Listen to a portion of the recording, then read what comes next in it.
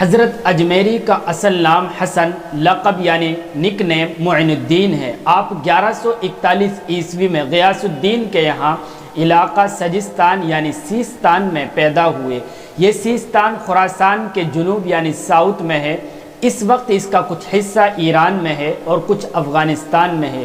حضرت معین الدین اجمیری افغانستان میں پلے بڑھے۔ ابھی آپ 15 سال کے تھے کہ والد کا انتقال ہو گیا، تو وطن سے علم حاصل کرنے کے لیے سمرقند جو ازبکستان میں ہے وہاں کا سفر کیا۔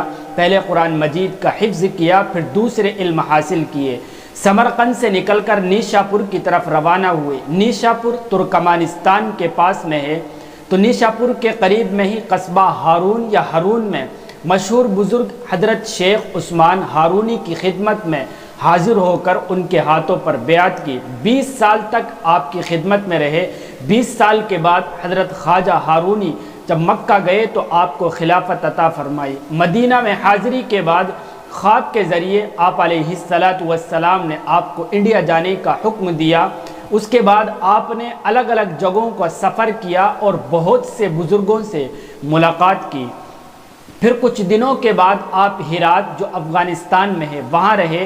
پھر افغانستان ہی کے ایک شہر غزنی سے ہوتے ہوئے لاہور، لاہور سے ہوتے ہوئے ملتان اور ملتان سے دہلی اور دہلی سے اجمیر یعنی راجستھان چلے گئے۔ اجمیر اس وقت راجپوت طاقت اور حکومت اور ہندو مذہب کا بڑا اڈا سمجھا جاتا تھا، لہذا راجہ پتھورا کے حاکموں نے حضرت معین الدین اجمیری کے وہاں رکنے میں بڑی بڑی رکاوٹیں ڈالی۔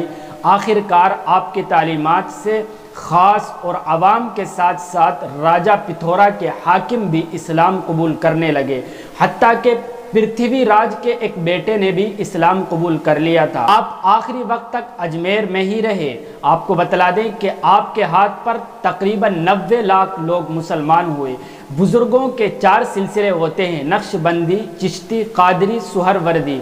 جیسا کہ بیان کیا گیا ہے کہ انڈیا میں چشتی سلسلے کی شروعات کرنے والے حضرت معین الدین اجمیری ہیں، اسی لیے آپ کو حضرت خواجہ معین الدین چشتی اجمیری کہا جاتا ہے۔ آپ کے بہت سے شاگرد ہوئے، ان میں 2 بڑے مشہور نام ہیں، آپ نے نام بھی سنا ہوگا، بابا فرید الدین گنج شکر اور قطب الدین بختیار کاکی۔ آخر میں آپ کو بتلا دیں کہ حضرت معین الدین چشتی اجمیری 15 مارچ 1236 عیسوی کو 95 سال کی عمر میں اس دنیا سے رخصت ہو گئے اور اجمیر میں ہی دفن کیا گیا۔